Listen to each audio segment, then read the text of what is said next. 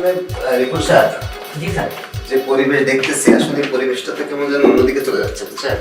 জি sir, আসলে sir আমি বলতে চাচ্ছি কি যে বর্তমান কিন্তু আমাদের এই রোগীর সংখ্যাটা একদমই কমে যাচ্ছে, আর তাছাড়া আপনার বর্তমান এসআরের সংখ্যাটাই কিন্তু বেশি। তাটা আপনি ঠিকই বলেছেন।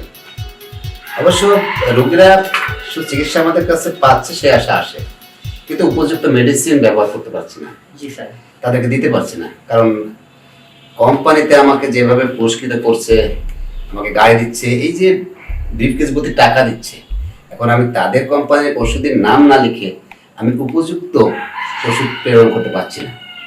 তাই ওদের কোম্পানির ওষুধের প্রেসক্রিপশন দেওয়ার কারণে এই রুগীদের অসুখ বিসুখ সারছে না।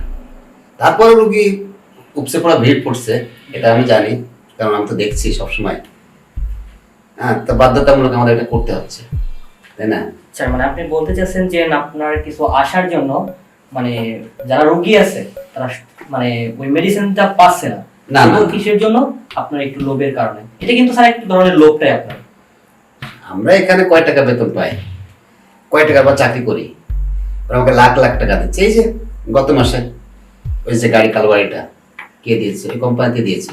আর ওই কোম্পানির ওষুধ ছাড়া এখন যদি আমি অন্য কোম্পানির ওষুধ দেই, তাহলে ওরা আমার এখানে আসবে? আর এই যে গাড়ি, যে টাকা, এগুলি কে দিবে? আরে জীবনে বেঁচে থাকতে গেলে টাকার প্রয়োজন। এখন কোম্পানিকে বাঁচাতে হচ্ছে আমাদের বাধ্যতামূলক।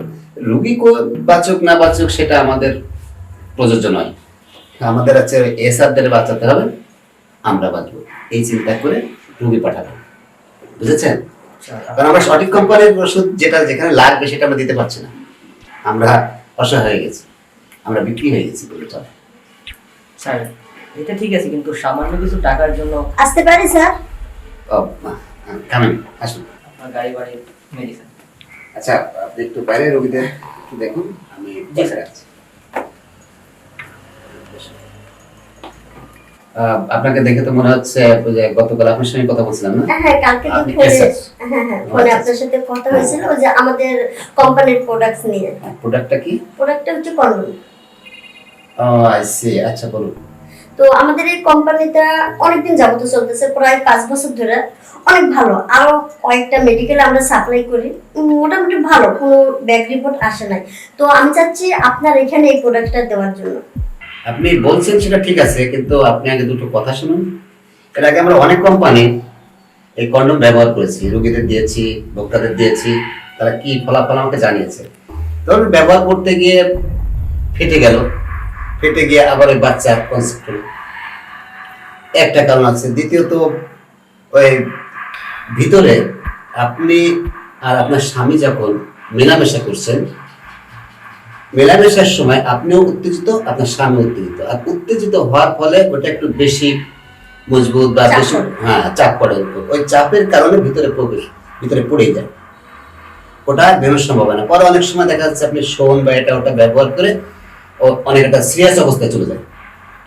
এই গেল একটা। পরে অনেক আছে খসখসে, সফট না। সফট না হলে এটাকে আপনি আপনার স্বামীকে ইউজ করতে দিবেন না? দিবেন না। তারপর আছে ধরুন এই শুকনা, ভিতরে যাইতে চায় না, মানে ইউজ করতে তেল হবে, তেল না, একটু খসখসে তো বললাম। শুকনা আছে অনেকটা, বিভিন্ন ওয়ে দেখায়, বিভিন্ন কারণ দেখাচ্ছে, যে কারণগুলোর জন্য আমি এগুলো আর ব্যবহার করতে চাচ্ছি না বা রোগীকে দিতে চাচ্ছি না। এই কারণে আমাদের কাছে আমি মোট কথা কন্ডোম রাখাই বন্ধ করে দিয়েছি বলে চলে। স্যার আপনি তো অনেক অভিযোগ দেখালেন, তো আমাদের কোম্পানির প্রোডাক্টটা একবার নেন, একবার ব্যবহার করেন, দেখেন অনেক ভালো। কারণ এটা আমরা আরো কয়েক জায়গায় সেল দিতেছি, এরকম কোনো রিপোর্ট আসে নাই। আর আপনি একবার জিনিসটা দেখেন না, দেখেন পরে আমি দেখুন, আমি আসলে এটা আমি একদমই প্রেসক্রিপশন থেকে উঠিয়ে দিচ্ছি, কারণ আমার অনেক রোগী। স্যার অনেক আশা করে কিন্তু আমি এখানে আছি, দেখেন বাইরের ওয়েদার কি অবস্থা, এই ঝড় বৃষ্টির মধ্যে আমি এখানে চলে আসছি আমার প্রোডাক্টটা আপনার এখানে দিব দেখে। শুনুন, আমার অনেক নাম টাম আছে, আমি ডাক্তারি করি, আমার সম্মান আছে। সেখানে যদি আপনার সামান্য কন্ডোমের জন্য আমার রোগী দূরে যেতে পারে, তাহলে তো আমি এটা নিতে পারি না। স্যার আপনি একবার বিশ্বাস করে আমাদের প্রোডাক্টটা রাখেন, দেখেন। আর এটা আমি নিজে ইউজ করছি, আমি নিজে ইউজ করে তারপরে আপনার কাছে আনছি।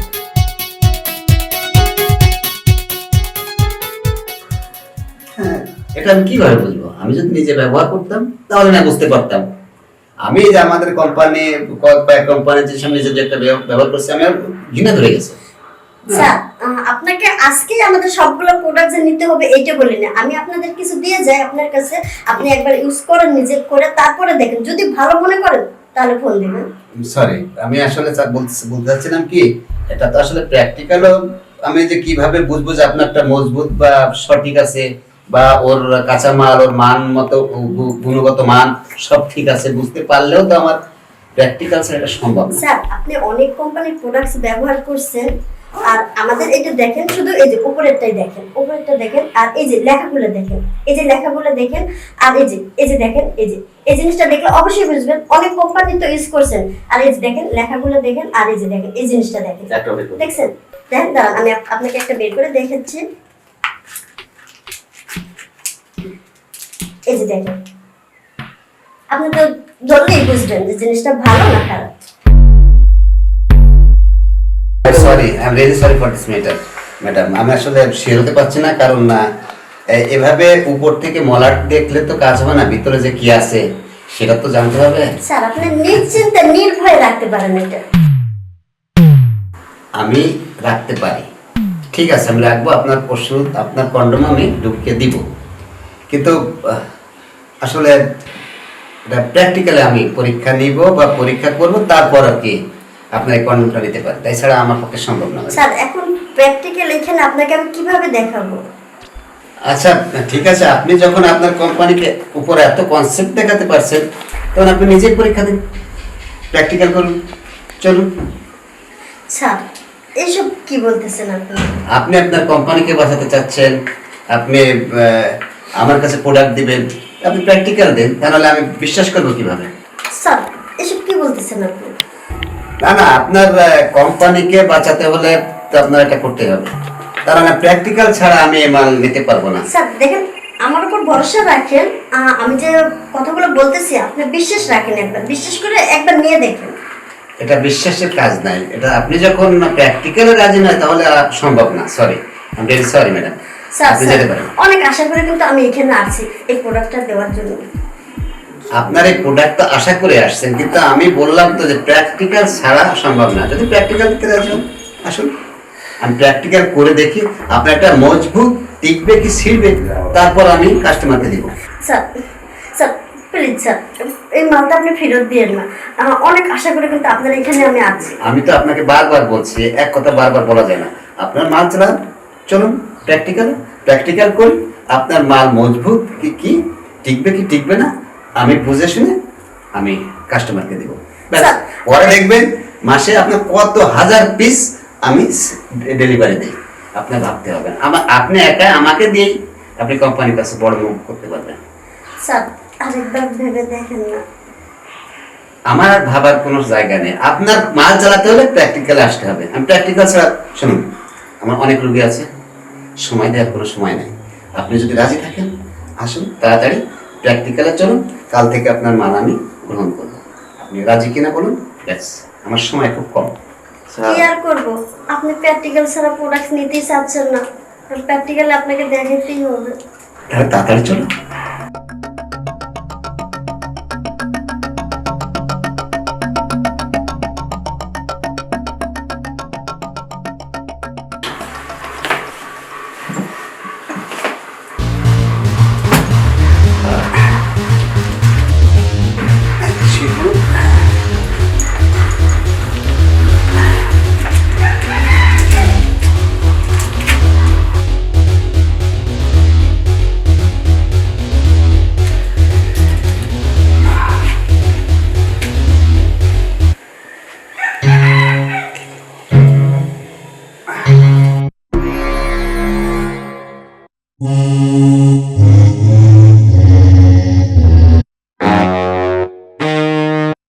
বাবা বাবা, ডাক্তার সেই শক্তিশালী।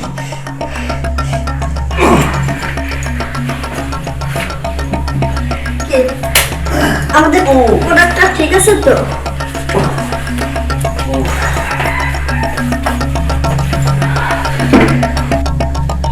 হ্যাঁ ঠিক আছে, আপনার প্রোডাক্ট মানে আপনার কন্ডোম ব্যবহার করে দেখলাম, যেমন সফট, মজবুত এবং আরামদায়ক। হ্যাঁ আমি বলছিলাম না আমাদের প্রোডাক্ট সবচেয়ে তো ভালো। আপনি কোনো টেনশন করবেন না, এখন থেকে প্রতিটা প্রেসক্রিপশনে আপনার এই কন্ডোমের নামে ইউজ করব। আর অনেক রোগীকেও বলবো এটা নেওয়ার জন্য। দেখবেন আপনার কোম্পানির কন্ডোম আমি যতগুলি সেল দিব, আপনার এক জায়গা থেকেই আপনি কোম্পানি থেকে বেতন দিতে পারবেন। হ্যাঁ অবশ্যই। তাহলে আমি এখন যাই। আর শুনুন, প্রতি সপ্তাহে কিন্তু একবার করে আসবেন, তা না হলে এই লেখা যখন চলছে হঠাৎ করে বন্ধ হয়ে গেলে কিন্তু না আপনি না বন্ধ হতে হবে না, আমি তো আসবই। আর আমাকে তো আসতেই হবে না। তাই হুম, তাহলে আমি এখন যাই। আচ্ছা আসুন, আর আপনার মাল পাঠিয়ে দিবেন, আমি সেল দিয়ে দিব। আচ্ছা ঠিক আছে, তাহলে আসি। Okay bye. ওকে।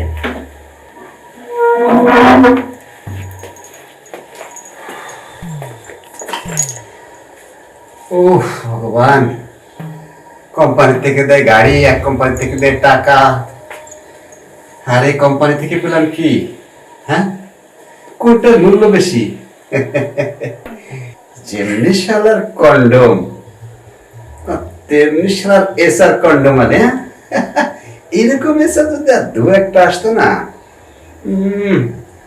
বাসায় আর বইয়ের কাছে যেতাম না, এই হাসপাতালে পড়ে থাকতাম।